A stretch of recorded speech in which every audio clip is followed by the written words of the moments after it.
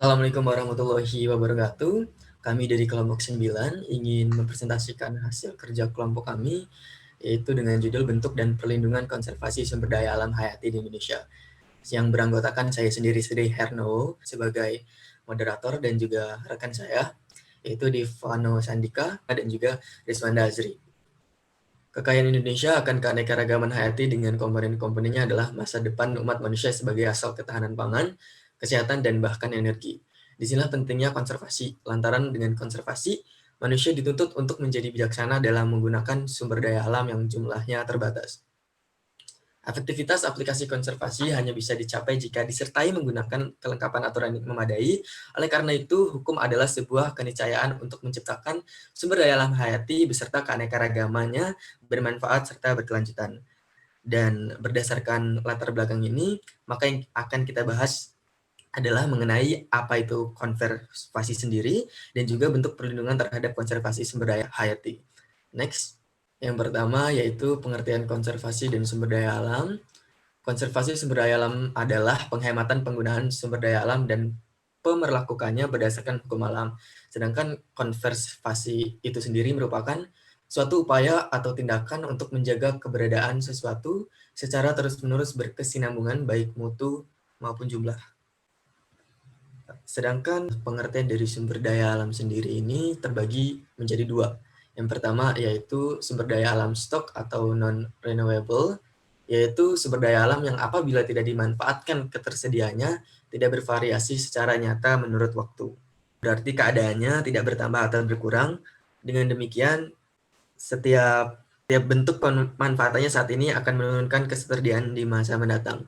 Kemudian yang kedua yaitu ada sumber daya alam flow atau renewable, yaitu sumber daya alam yang ketersediaannya bervariasi menurut waktu walaupun tidak dimanfaatkan laju. Dan sumber daya alam flow atau renewable ini terbagi lagi menjadi dua, yaitu sumber daya alam dengan zona kritis dan juga sumber daya alam tidak dengan zona kritis. Kemudian bentuk konservasi yang ada di Indonesia. Secara umum bentuk konservasi dapat dibedakan atas dua golongan, yaitu yang pertama konservasi in situ. Konservasi in situ adalah kegiatan konservasi flora atau fauna yang dilakukan di dalam habitat aslinya.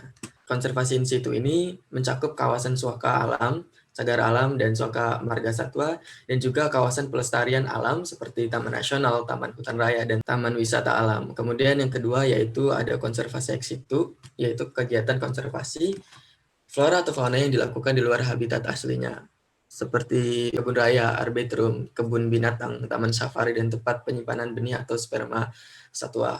Kemudian yaitu sasaran konservasi untuk tercapai keberhasilan sumber daya alam hayati. Sasaran konservasi keberhasilan sumber daya alam hayati yaitu ada 3. Yang pertama menjamin terpeliharanya proses ekologis yang menunjang sistem penyangga kehidupan bagi kelangsungan pembangunan dan kesejahteraan manusia. Yang kedua, menjamin terpeliharanya keanekaragaman sumber genetik dan tipe-tipe ekosistemnya sehingga mampu menunjang pembangunan ilmu pengetahuan dan teknologi.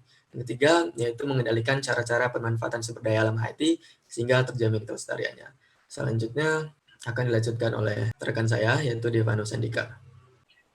Oke, saya akan lanjutkan di perlindungan konservasi sumber daya alam hayati di Indonesia, yaitu konservasi diatur di dalam Undang-Undang Nomor 5 Tahun 1990 tentang konservasi sumber daya alam hayati dan ekosistemnya. Undang-undang ini merupakan lex spesialis dari Undang-Undang Kehutanan karena Undang-Undang Konservasi mengatur sebagian mengenai hutan dan kawasan hutan yang telah diatur secara umum dalam Undang-Undang Kehutanan.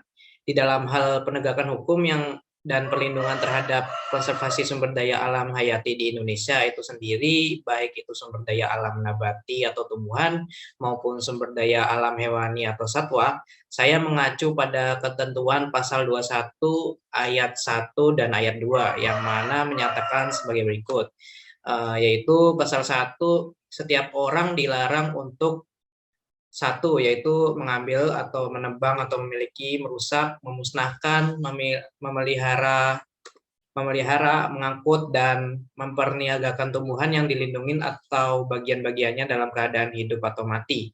Dan yang kedua, mengeluarkan tumbuhan yang dilindungi atau bagian-bagiannya dalam keadaan hidup atau mati dari suatu tempat di Indonesia ke tempat lain di dalam atau di luar Indonesia. Untuk pasal 2 sendiri, setiap orang dilarang untuk satu, yaitu menangkap, melukai, membunuh, menyimpan, memiliki, memelihara, mengangkut, dan memperniagakan satwa yang dilindungi dalam keadaan hidup. Yang kedua, menyimpan, memiliki, memelihara, mengangkut, dan memperniagakan satwa yang dilindungi dalam keadaan mati.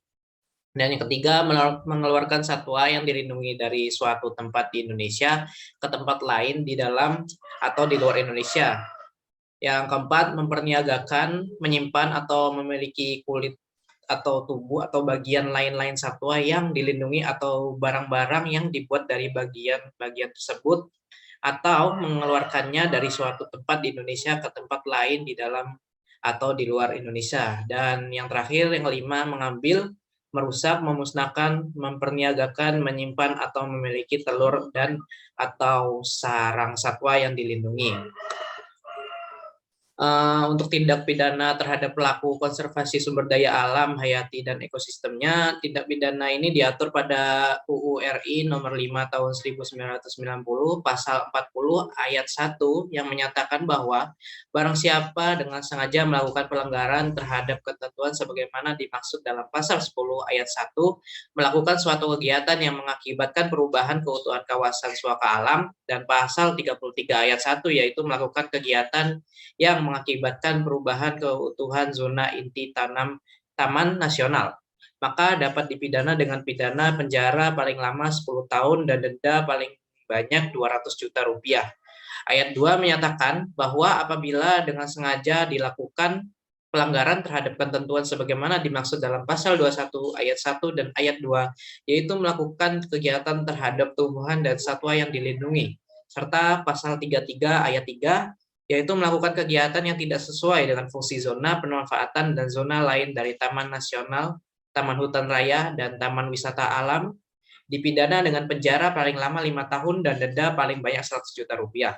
Sedangkan kelalaian diatur pada ayat 3 dan ayat 4 menetapkan masing-masing pidana kurungan paling lama 1 tahun dan denda paling banyak 100 juta rupiah.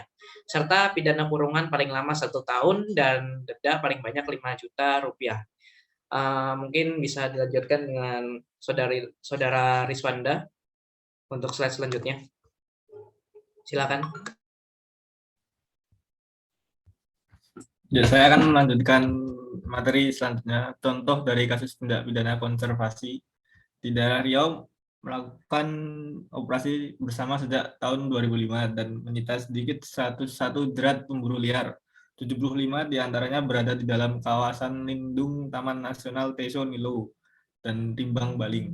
Dari 101 jerat tersebut, 23 adalah jerat khusus untuk harimau, sedangkan sisanya untuk menangkap babi hutan, kijang, rusa, dan beruang madu. Kebijakan dan ancaman tindak pidana pada kasus di atas.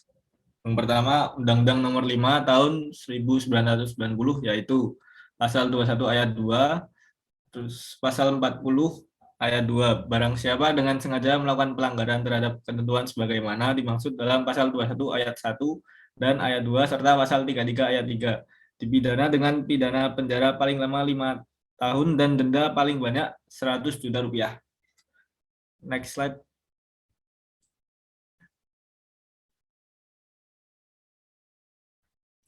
Dasar hukum lain, yang pertama, Dasar Hukum Undang-Undang Nomor 5 Tahun 1990 tentang konservasi sumber daya alam hayati dan ekosistemnya adalah yang kedua Pasal 5 Ayat 1, Pasal 20 Ayat 1, dan Pasal 33 Undang-Undang Dasar 1945.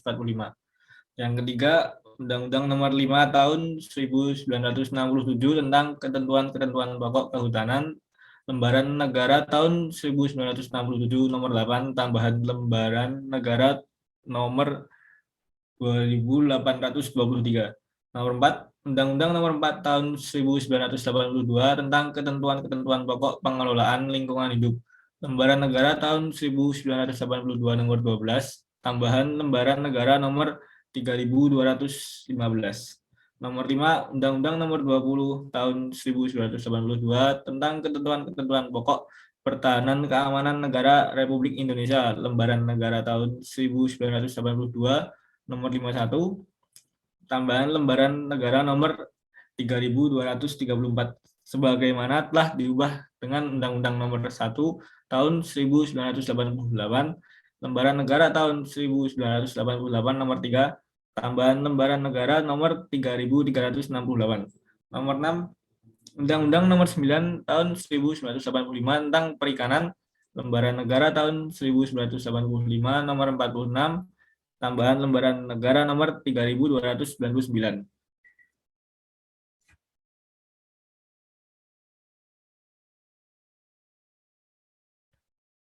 Ya, kesimpulannya, konservasi sumber daya alam hayati bertujuan untuk melindungi dan memanfaatkan sumber daya hayati baik di tingkat ekosistem, spesies, maupun genetik, sehingga kerangka hukum konservasi keanekaragaman hayati juga perlu mengikuti tingkat keanekaragaman tersebut.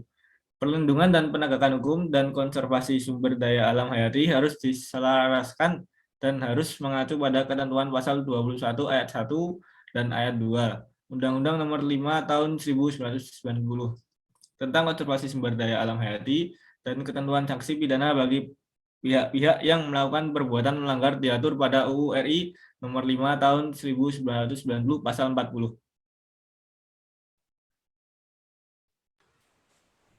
Sekian presentasi dari kelompok kami. Terima kasih.